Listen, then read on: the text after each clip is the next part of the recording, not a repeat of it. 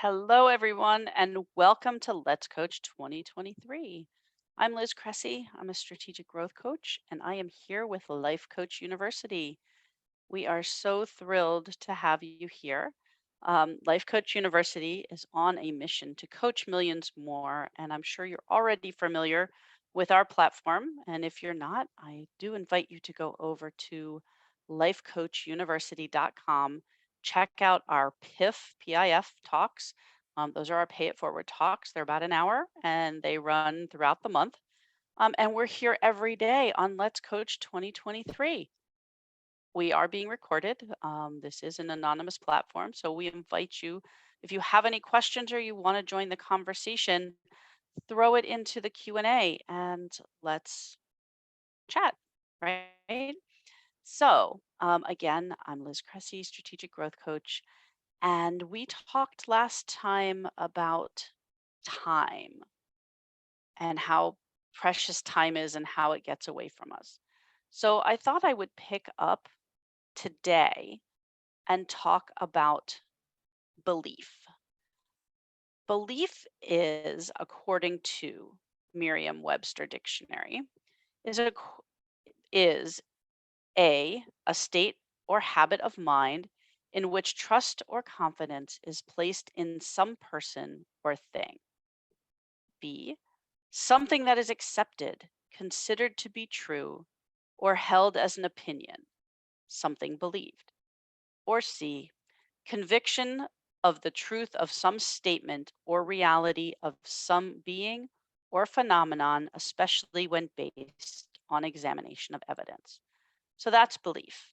And if you've been to any of my talks before, you know what a quote hound I am. And Henry Ford said, if you think you can or you think you can't, you're right.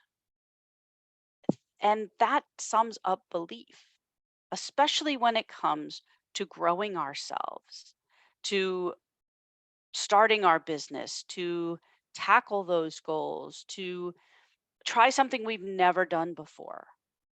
If you think you can or you think you can't, you're right. It all comes down to our belief in ourselves, our belief in our capabilities, our belief in our worthiness, right? Paul Coelho, the author of one of my most favorite books ever written, The Alchemist. If you've never had a chance to read it, I suggest that you do. It's got a super message and it's a very short book, so it's easy to read. He said, you are what you believe yourself to be. And that's so true, right? Because we step in to our beliefs and beliefs will propel us forward, or they will hold us back, or they'll challenge us. um, they really do shape the way we show up in the world. And as a coach that really wants people to step into their best lives and learn how to become everything they've ever dreamed of, belief is a real key to that. And so, I invite you to think about some of the beliefs that you carry and, where they came from. So, our beliefs, basically, most of them have been formed in our childhood. We form new ones all the time as we challenge ourselves, but they come from our experience or things that we infer, our inferences, um, or things that we have concluded, like our deductions, right? And sometimes they also come from just blindly accepting what others tell us to be true. And most of our core beliefs, those are the ones that are formed when we're children. And you can have a belief around anything. For a lot of folks who are into personal growth and who are trying to build businesses or trying to create their life that they've always wanted, a lot of those beliefs are self beliefs and they're very internal. But you can have beliefs around anything. You can have beliefs around a specific type of car. You can have a belief around um, a specific city or a culture or um, a specific um, school, or I mean anything that you can see, that you can touch, you can feel, you can experience, we create our beliefs around. And now beliefs are not always bad, but there's a certain level of belief, generally called limiting beliefs, that really affect and shape our experience. And a limiting belief would be something that holds us back, something that limits us, just what it says, a limiting belief. So I really think that there is an opportunity, if you're not experiencing what you want, if you're not, gaining the opportunities that you're looking for, if you're not where you want to be in your life, that's the first place I would look. Is what are those beliefs that are holding you back? And beliefs can be changed, especially. And I don't know if you're familiar with the book Mindset by Carol Dweck. Also, if you're into personal growth, you have to read this book. It is such an aha moment. And It okay, let me caveat that. You have to read at least the first few chapters of this book, because the rest of the book supports what it says in the first 2 chapters. First few. I think it was like the first 4 or 5 chapters. But in this book, she talks about the 2 different types of mindset. She talks about our growth mindset and a fixed mindset. And they are what they sound, right? A growth mindset's always looking to improve. It's looking for solutions and ways to um ways to conquer things that we're coming up to, and understanding that there's always a way, right? You just have to find it. And a fixed mindset is rooted in that's the way it is. So a fixed mindset believes that we were born with whatever talents we're ever going to have, and that they cannot be increased or developed. And if a growth mindset is the exact opposite, that says, no, that in fact, that's not true, that you can learn anything. And if somebody else came before you and was able to do what you want to do, then you can do it too. And it's to move from the one to the other. It's doable. It's not, none of this is easy. It's simple, it's straightforward, but I promise you, it has its challenges, right? Because we are, as people, we're creatures of habit. We like to be in familiar. And so, as Marissa Peer, who's a psychologist out of the UK, and an amazing, she does a lot of hypnotherapy and stuff, and she's amazing. But she will say all the time that one of the things you need to do is make the unfamiliar become familiar.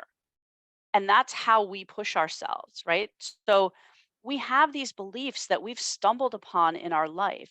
And sometimes, when you really look at them, they almost border on just goofy or ridiculous, because perhaps, and I was just having a conversation with a friend recently, and we were talking about beliefs, and she had a belief that, when I questioned her on it, it was because of an interaction that she had with her mom when she was young. And it it was basically her mother was yelling at her about something, and she made that moment mean something, and she created a belief around it. But she had no idea what transpired in her mother's world up to that point. She could have, you know, racked her knee on the door jamb coming into the door, and been so hurt and angry about that, that when her daughter questioned her about something, her first reaction was to yell at the daughter, and the daughter took that to mean that somehow she was not ever going to make her mother's approval. That was her belief, that she could never measure up to her mother's standard. But when in fact, and this isn't the story, but it could have been something that basic. So if you stepped back and looked at it, it was really about the mother banging her knee. It had nothing to do with the daughter. right? So these are the kinds of things like we create beliefs that are handed down generations. There's, you know, um, when I was young and traveled with my grandmother would not. We were in Istanbul. This was way many years ago, and my grandmother would not allow me and my two cousins and herself to go into the famous bazaar, the market there, because she was under the belief that if we did as Americans, and at the time I was a blonde young 12-year-old, that we would be taken and we would never be seen again. That was her belief. And now that wasn't from her experience, personal experience. That was something that was told to her. That was something that, maybe she read it in a book or saw it on TV, or I don't know where she got that. But it was a belief that affected then not just her, but it affected us, and we were with her. So beliefs are pretty amazing in the sense that they're like roots of a bamboo tree. They just grow up anywhere and they affect everything around you. Sometimes they have a stranglehold and they they negatively affect yourself or people around you, and sometimes it's positive.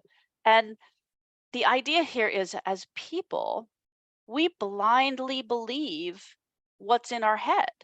Just because we think it, just because we believe it, I'm here to tell you it doesn't mean it's true. And that's what holds a lot of us back from achieving the life that we want, that we know we're there for. I ask you, have you ever felt that you were destined for more? Have you ever felt that there was something you were meaning to do, but you're not doing it? Or you go into a job every day and you know that's not for you, but you haven't been able to take that step? Or, oh, I tried to change my job and it didn't work. Or I wanted to start a business, but I don't know how to do it, or I haven't, nothing happened. These are all about beliefs. So, how do we change our beliefs? That's a big question because they are, in fact, changeable. So we know how they're formed. They form from experiences, inferences, deductions, other people, and they're formed when we're young. How do we change that?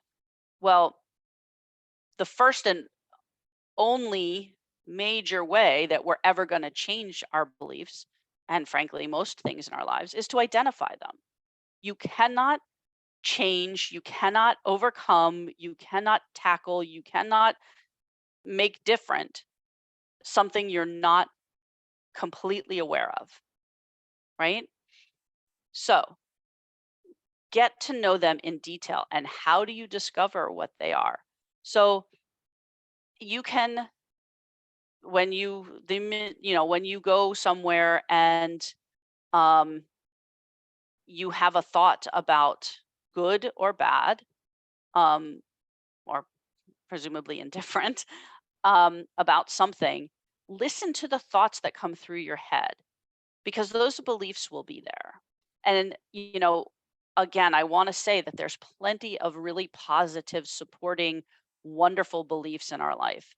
But today I want to focus on the more of the limiting beliefs, the things that are holding us back, the things that we have given a meaning to, that it's the story, right? And we're sticking to it. So when you have situations in your life, you have to look like, start with things that, you know, maybe you wanted a new job and your first thought was, oh, I'll never get that job. Why? That's a belief. What is it about that? Like, get to know that, write it down. Putting things in black and white and writing them down and getting them out of here takes so much emotion out of it and so much um, weight. It really feels like a monster in our minds, and you put it down on paper and it's so different, and you can step back and you can look at it and you see it much more objectively. So I'm a huge proponent of writing things down. So take a situation, take a scenario, take something that has been holding you back. Um, Maybe you are wanting to take a relationship to another level, or you want to change the trajectory of your work life, or you have um I don't know, uh you want to travel to a place that you're not sure about or you've never been before. Maybe you want to somebody offers you to go out to a restaurant that of a type of cuisine you've never had before. What's the first thing that comes to your mind? Right? And if it's negative, really dive into that and pay attention. You want to get detailed and you want to understand what you're thinking. Because the more we understand about ourselves, the more we can then take ourselves to the next chapter. And as they say, if you're not growing, you're dying. So let's be growing. Let's create that legacy, right? As you grow into to be more of who you're supposed to be, that's affecting everybody around you. And these beliefs are what we then use to create our lives. Even Frank Lloyd Wright said the thing always happens that you really believe in, and the belief in that thing is what makes it happen. So I hope that makes sense. Let me say that again. The thing always happens that you really believe in, and it's the belief in the thing that makes it happen. So you need to, and I'll say it another way because Mark Victor Hansen put it out a little bit better. And his quote is, your belief determines your action determines your results, but first you have to believe. So this is why it's important to really understand our minds and how they work, especially with our beliefs. So once we've identified our belief about whatever it is that we're looking to potentially change or understand at this point, you also have to decide how you would like to think or to feel, or you know, or to do in its d- in a in different or to do differently, right? Um, so, but before you can make any change, so now we've identified the belief, we decided what we'd like it to be. But before any change can happen, it's good to understand kind of how this belief came about, because you can decide today that you're just going to believe that um, I don't know, that hamburgers are the best food ever and that you need to eat a hamburger every day. If that's the belief that you want to have, or believe that you're going to make this business of yours that you have had in the back of your mind for years a success, that you believe that you're successful in that. Okay, great. So before you can make the change, you really have to look at the old belief and go back as far as you can remember to where that belief started. And sometimes this part is really helpful to have a coach or somebody there to kind of walk you through it and asks you the questions so that you can just disengage your brain long enough from trying to figure it out just to like relax into answering the questions.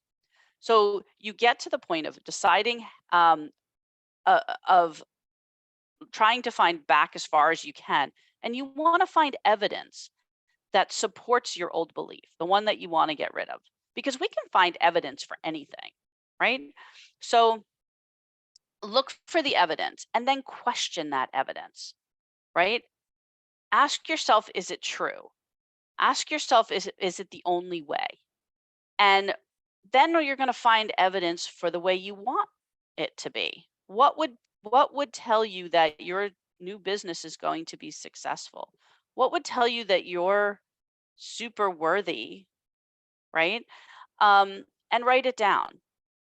Write them down and remind yourself of them regularly. Because when something comes up that's going to challenge that belief, you want to be able to pull the evidence out and actually have that conversation with you.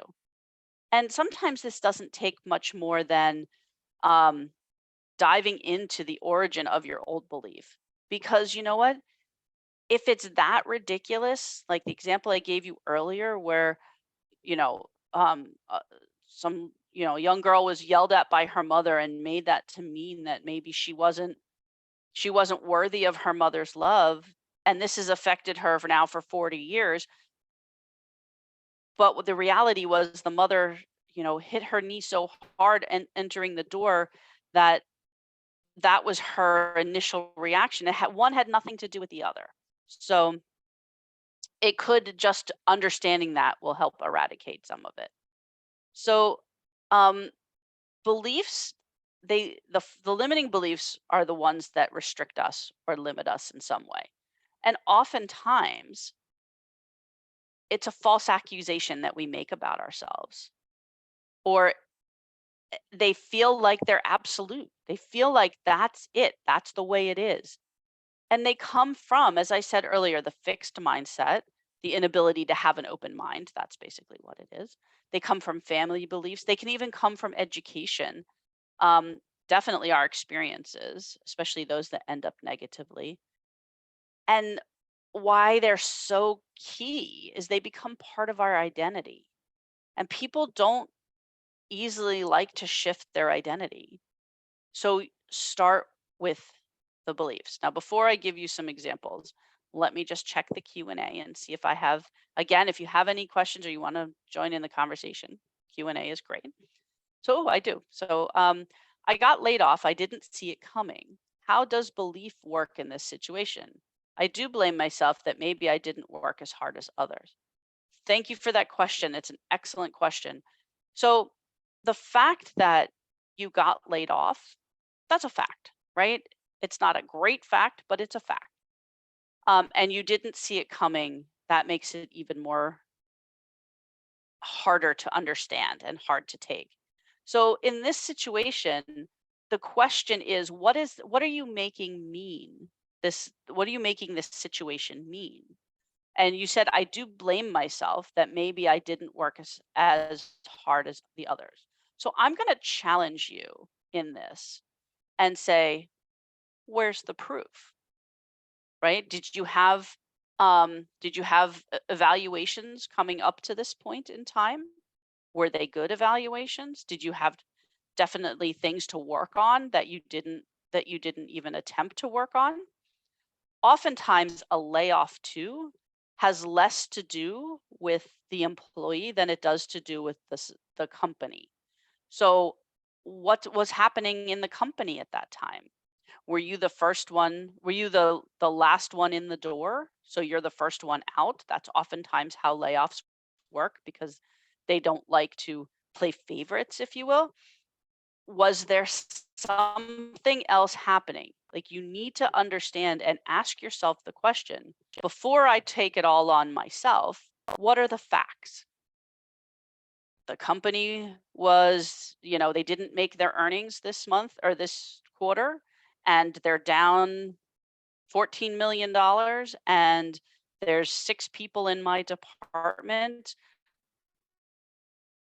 but the business is down and really only 4 people are needed to handle that. Okay. So there, it's probably not to do so much with you as it is to do with the company. Then look another layer deeper. Well, I was not the last one in, but the second to last one in. And, I was out a lot, or um, mm, I didn't get to improve upon all the things that were mentioned to me, or I had a great evaluation and there really is no conscious way that I can see that it would have been due to my capability. So these are the kinds of questions that you need to answer for yourself, because beliefs, especially limiting beliefs, they come in the form of I can't. Oh, why don't you um why don't you go back to your boss and ask them why? Now, that's actually a thing you could do, right? Now that you've been laid off, you still have their contact, and just say, was it something that I did? Is something I can improve upon next time? Because I don't want this to happen again. Most of the time they would jump in and be willing to have that conversation with you. And you may find that they say, no, it was nothing that you did wrong. But the I can't is definitely a limiting belief. I can't because is one of the worst. They're excuses, right? The because, the reasons, the excuses. And one thing that I will challenge you with here is if you're always coming up with excuses as to why something won't work or you can't do it or it's not for you. I mean, if it's not for you, great. Make the decision and say, you know, I it's just not something I want to do. That is super freeing versus, I can't because I have a thing or the kids have, or I don't have time. That's another one. So I can't do it because I don't have time. I'm going to call BS. If you fight for your limitations, you get to keep them. Let me say that again. If you fight for your limitations, you get to keep them. If all you see are limitations, then you'll never see ways out or ways around. And it's all about changing the way you show up and the mindset that you have. And regarding the I don't have time, also calling BS on that. Because what's that saying? If you want something done, give it to a busy person. If it has a meaning for you and it has significance, then it's worth making the time for. There's never a good time for anything. I can tell you as a parent, there's never a good time to have kids, but you just have them and then you make it work out, right? There's never a good time to, to do something major or to do something minor. You just make it work, right? I'm not good enough. I'm not worthy, or I feel too guilty, or I'm too ashamed, or it's a weakness to need help. Like these are major limiting beliefs that everybody has. Um, so that is something that you have to question yourself on. Question everything. I'm not good enough. Why am I not good enough? What's the benchmark? Who is good enough? What's the difference? I don't have money. Okay, that might be a fact, but the fact too is the world is made of money. And if you want something bad enough, you'll find a way to make it happen. It's not possible for me, it's possible for other people. Again, BS. It is possible for you. If you don't believe it's possible for you, then it's not possible. And why? Because nobody in this world knows you better than you. So why should somebody that doesn't know you not take you for face value, not believe you when you say, yeah, because you know you. It's, another belief. It's too late. I'm too old. No. People do it all the time. I think I spoke the other day about a woman who started her pottery business. She'd never touched pottery or clay until she was almost 60 years old. And she made a 40-year career out of it and became a top and well-known potter. There's always time. I was talking with a friend about what's her name? Ernestine. Oh, I don't remember her last name. She's a 50 something year old. She was a 50 something year old bodybuilder. She started in her 50s, never even touched a weight. She's now like in her 80s and was in the Guinness Book of World Records. There's always time. If you want it, there's time. I don't deserve it. Why not? Right? So these are some examples. And when you identify them, you're going to reflect on your behavior. What's working? What's not working? How did you handle it? And then you're going to write them down in black and white. Everyone you can think of, personal, vague, passionate, what you're passionate about, like all of these kinds of limiting beliefs. And then categorize them: family, specific situations, self. And then you're going to make a list of things that challenge you or that you personally try and avoid because you don't believe that you're doing well with that. There's probably a limiting belief attached to it. So if you can identify them, you can get over them. You can work through them. you can get around them. And sometimes it does take the help of a coach to do that because it while it's a simple process, it's not easy to do when we're talking about ourselves. We're very emotionally connected to that.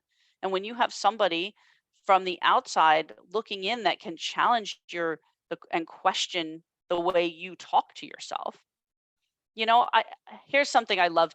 Well, I don't love to do it because, um, oh, well, you'll get it in a moment, but I think it's necessary. I had a conversation with a friend and they were beating themselves up about something.